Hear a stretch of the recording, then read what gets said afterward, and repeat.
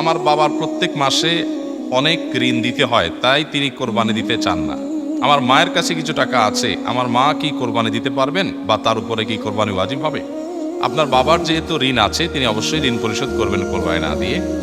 আর আপনার মায়ের যদি টাকা থাকে, তিনি কোরবানি দিবেন। বাবা এবং মা সবার অ্যাকাউন্ট আলাদা আলাদা ইসলামের শরীয়ত অনুযায়ী। স্বামী স্ত্রী দুজনের অ্যাকাউন্ট আলাদা আলাদা। অনেক সময় দেখা যায় আমরা এটাকে গুলিয়ে ফেলি, এটা গুলিয়ে ফেলার কোনো সুযোগ নেই। স্বামীর যদি টাকা না থাকে তো বেচারাও কোরবানি দিবে না।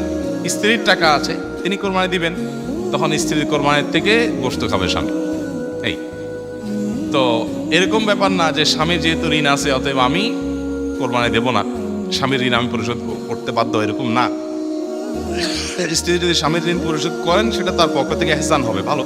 তিনজনে একটি গরু কোরবানি দিতে চাই, খরচ তিনজনের সমানভাবে বহন করব, গোশত সমান ভাগে ভাগ হবে, তবে দুইজনে 2 নাম করে এবং একজনে 3 নাম করে সম্মতিক্রমে মোট 7 নামে দেওয়া যাবে কিনা জানতে চাই।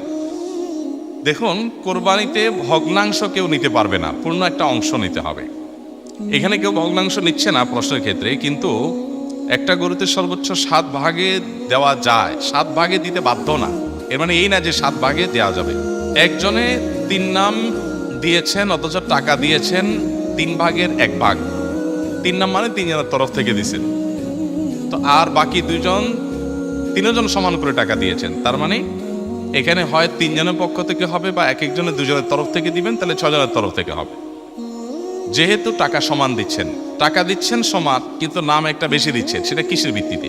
যদি সবাই বলেন ঠিক আছে আমরা টাকা বেশি দিলেও ওনাকে একজনের তরফ থেকে বেশি দেওয়ার সুযোগ আমরা দিলাম, আমাদের পক্ষ থেকে ছাড়, তাহলে সেক্ষেত্রে সেটা জায়েজ আছে।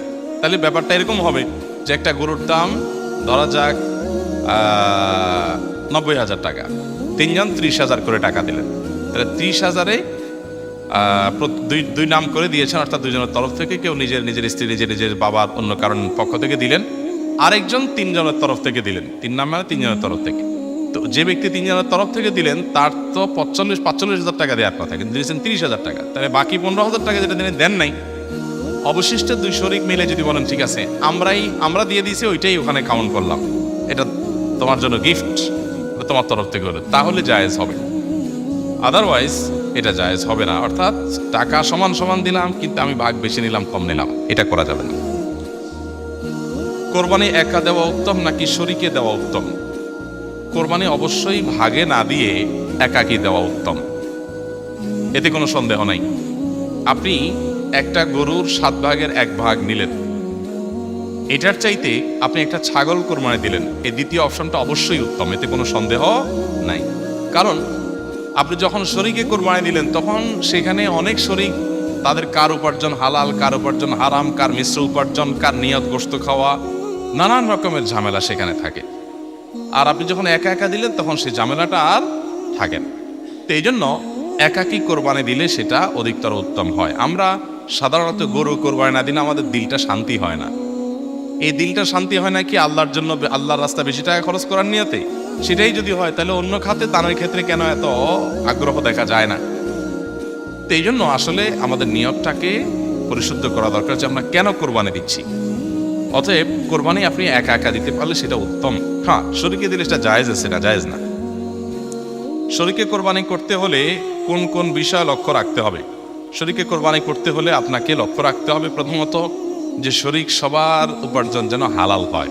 যদিও অনেকগুলো আমাদের মতে শরীকের কারোর উপার্জন হারাম হলে বা কারোর নিয়ত গোশত খাওয়া হলেও আপনার কোরবানির কোনো অসুবিধা হবে না, তারপরও আপনার এই গোশতে, এই ইবাদতে, এই কোরবানিতে তার যেহেতু ভাগ আছে, সেখানে যদি এক একজনের এক এক নিয়ত থাকে, বিশেষ করে একজনের নিয়ত হলো শুধু গোশত খাওয়া, তার আসলে কোরবানির উদ্দেশ্য না, তাহলে সেক্ষেত্রে আপনার অন্য সবারই কোরবানি হবে কিনা সেটা নিয়ে, যেমন বললাম, অনেক ওলামাদের মধ্যে হবে, আবার অনেক ওলামা একরাম, ফোকাহ একরামের মতে কিন্তু এটা হবে না, কারণ এখানে পশু একটাই জবাই হচ্ছে, নিয়ত একজন এক একটা হলে এটা গ্রহণযোগ্য না। এক। দ্বিতীয়ত হলো নবী সাল্লাল্লাহু আলাইহি ওয়াসাল্লাম বলেছেন ইন্নাল্লাহা তাইয়্যিবুন লা ইয়াকুলু ইল্লা তাইয়্যিব, আল্লাহ পবিত্র, পবিত্র ছাড়া কিছু গ্রহণ করেন না। অতএব কোরবানির পশুতে হারাম টাকা কেউ ইনভেস্ট করলো, আল্লাহকে এটা গ্রহণ করবেন না। এখন আপনি বলবেন যে আমি তো আর হারাম টাকা ইনভেস্ট করি নাই, তারটা আমাকে কেন পোহাতে হবে? আপনাকে পোহাতে হোক বা না হোক, তার ওইটার দায় আপনাকে নিতে হোক বা না হোক, কিন্তু হারামের সাথে মিশ্রণ হয়ে যাচ্ছে আপনার টাকা। তো এই টাকাটা তো মিশ্রণ হোক, সেটা আপনি না চাওয়া উচিত। সেই সব জায়গা থেকে শরীকে কোরবানি করলে সবার উদ্দেশ্য ঠিক আছে এটা খেয়াল করা দরকার। ইখতিলাফের ঊর্ধ্বে উঠেও এটা খেয়াল করা দরকার যে সবার নিয়তটা ঠিক আছে, সবাই মুখলেস মানুষ, শরীকরা ভালো মানুষ এবং উপার্জনগুলো হালাল, এটা দেখা দরকার। দ্বিতীয়ত, গোশতের ভাগ ইত্যাদি যখন হবে তখন ইনসাফের সাথে ভাগ হচ্ছে কিনা সেটাও খেয়াল করা দরকার। এই ক্ষেত্রে যদি বেইনসাফি করেন সেটা গুনাহ হবে। আবার কোরবানি অশুদ্ধ হয় কিছু কারণে, সেগুলো যেন না থাকে খেয়াল করা দরকার। যেমন আপনার কসাইকে আপনি গোশত দিয়ে পারিশ্রমিক দিলেন বা টাকা কম দিয়ে গোশত দিয়ে পোষায় দিলেন, তাহলে একটা পারিশ্রমিকই হলো আলটিমেটলি, এটা জায়েজ নেই। শরীকে কোরবানি দিলে এগুলো বিশেষভাবে খেয়াল করতে হয়, কারণ শরীকে এক একজন এক এক চিন্তার, সবাইকে এক করে তারপরে কোরবানি করার চেষ্টা করতে হবে। নিজের কোরবানির পশু নিজে কোরবানি করা উত্তম নাকি হুজুর দিয়ে করানো উত্তম? নিজেই যদি করতে হয় নিয়ম কি?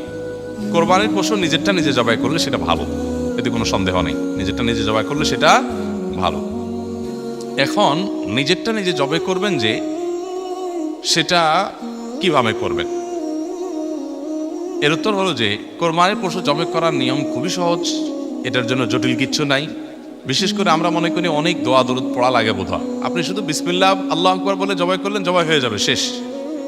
আপনি পাশাপাশি আল্লাহ এটা আমার তরফ থেকে অমুক অমুক আমাদের সবার তরফ থেকে আপনি কবুল করেন, এটা বলা যেতে পারে, এর বাইরে কিচ্ছু না। তো নবী করিম সাল্লাল্লাহু আলাইহি সাল্লামের সুন্নাহ হলো নিজের পশু নিজে জবাই করা। তবে হ্যাঁ, অন্য কাউকে দিয়ে করালে সেটাও জায়েজ আছে। নবী সাল্লাল্লাহু আলাইহি সাল্লাম নিজের পশু নিজে জবাই করেছেন, এরপর আরো কিছু পশু ছিল সেগুলো আলাদা নির্দেশ দিয়েছেন উনি জবাই করার জন্য। তাহলে বোঝা গেল যে কোরবানির পশু নিজেও জবাই করে, অন্য সাহাবীদের মতো এরকম আরো আমল পাওয়া যায় যে নিজের পশু নিজে জবাই করেছেন, অন্যদেরও জবাই করতে নির্দেশ দিয়েছেন বা অন্যদেরকে সহযোগিতা করেছেন।